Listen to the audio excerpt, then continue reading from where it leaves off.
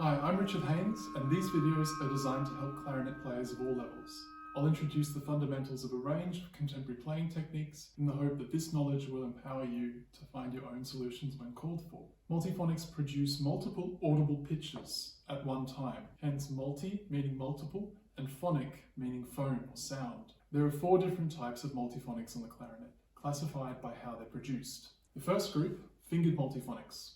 The second group, spectral multiphonics. The third group, Underblown Multiphonics. And the fourth group, Dyad multiphonics. There is a small amount of overlap between these groups, but I divide them like this because if I know what kind of multiphonic I have to play, I know what I have to do with my air and embouchure in order to make it sound. Let's look at the third group, Underblown Multiphonics. With Underblown Multiphonics, we enter into the territory of the softer multiphonic sounds. Like spectral multiphonics, here there is no fingering change needed, just embouchure change. But unlike spectral multiphonics, we're aiming to sound the undertones and not the overtones. Undertones alone can be played by using a fingering from the clarion register and higher and sounding the pitch that we're all taught to erase from our playing, the undertone. As an example, let's take a clarion high C.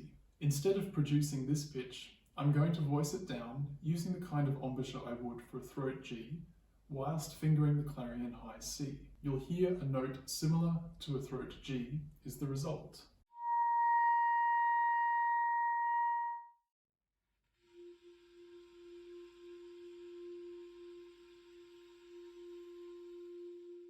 Now that we know what the undertone is, we can add it to the upper pitch by first playing the clarion high C, allowing the air pressure to drop slightly and the undertone to come through.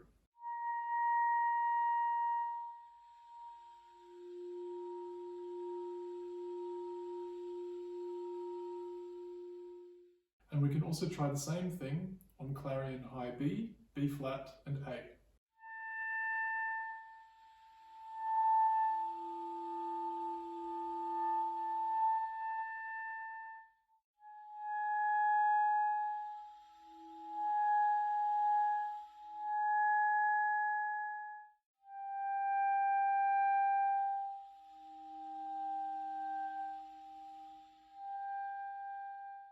At this point, it's important to note that the undertone is dependent on the type of fingering you use. In the clarion register, this isn't such an issue, but it becomes audible in the altissimo register. Listen to the way the undertone changes depending on the alternate fingerings I use, moving up chromatically from altissimo C sharp.